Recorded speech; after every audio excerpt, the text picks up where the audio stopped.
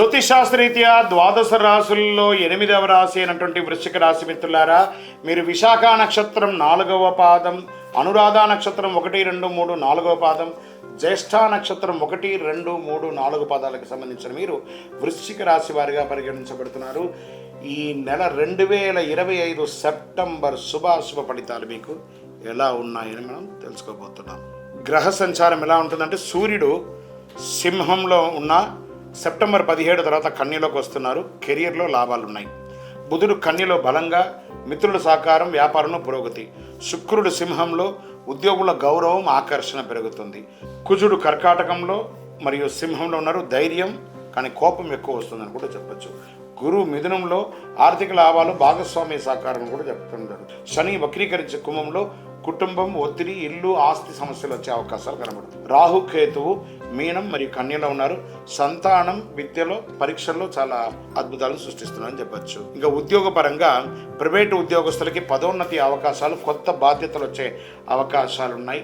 ఇంకా software sector వారికి కాస్త మంచి అవకాశాలను కూడా చెప్పచ్చు. చేయి వృత్తి చేసేవారికి వాళ్ళకందరికీ కూడా ఇది మంచి సమయం అని కూడా చెప్పచ్చు. స్వయం వృత్తి, దీంట్లో ప్రింటింగ్ ప్రెస్సులు, తర్వాత ఎలక్ట్రానిక్ గూడ్స్ తయారు చేసేవాళ్ళు, వీటన్నిటికి కూడా ఇది ఒక మంచి సమయం అని కూడా చెప్పచ్చు.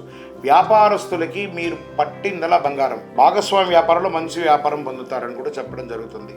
మీకు వ్యాపారాన్ని ఇంకొక రకంగా రూపుదిద్దులు తీసుకునే అవకాశాలు, కొత్త సోయగాలు సృష్టించే అవకాశాలు ఎక్కువ మెండుగా కనబడుతున్నాయి. వ్యాపారం, ప్రభుత్వ ఉద్యోగాలకి పై అధికారులకు సంపూర్ణ సపోర్ట్ దొరుకుతుందని చెప్పారు. రైతులకి చాలా చక్కటి పంటలు, 2 పంటలు 3 పంటలు కూడా పండించే అవకాశాలు బాగా ఉన్నాయి. షేర్ మార్కెట్లు బాగా లాభం ఉంటుంది.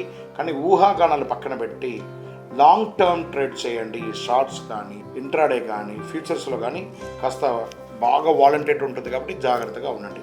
రియల్ ఎస్టేట్ వారికి ఒక మంచి అవకాశం కూడా చెప్పచ్చు. భార్యాభర్తల మధ్య సఖ్యత కాస్త లోపమైన, మళ్ళీ కూర్చొని మాట్లాడుకోండి కుటుంబంలో.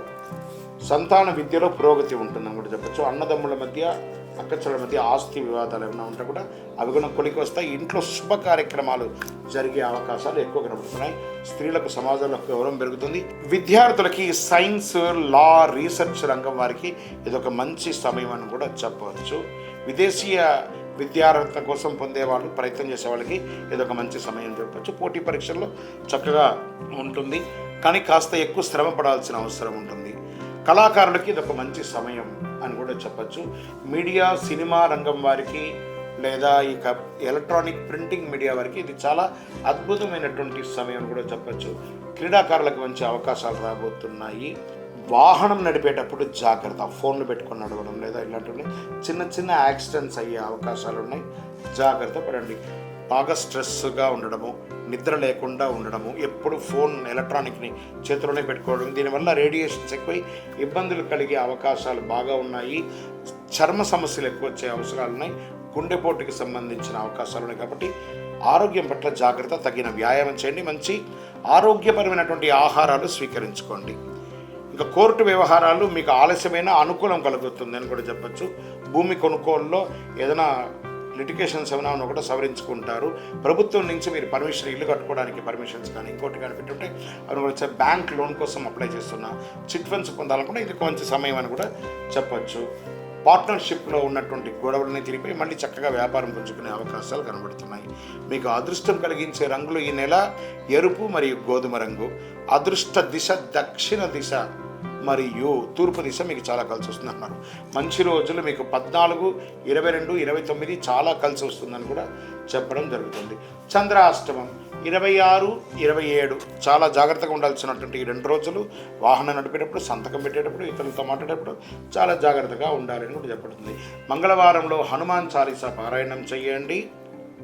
సుబ్రహ్మణ్య స్వామి వారికి చక్కగా పాలాభిషేకం చేయండి. సుబ్రహ్మణ్య భుజంగం ఒకసారి వింటూ ఉండండి మంగళవారాల్లో కూడాను. ఓం నమోస్కందాయ నమః, ఓం నమస్కందాయ నమః అనే మంత్రాన్ని 108 సార్లు పారాయణం చేయండి.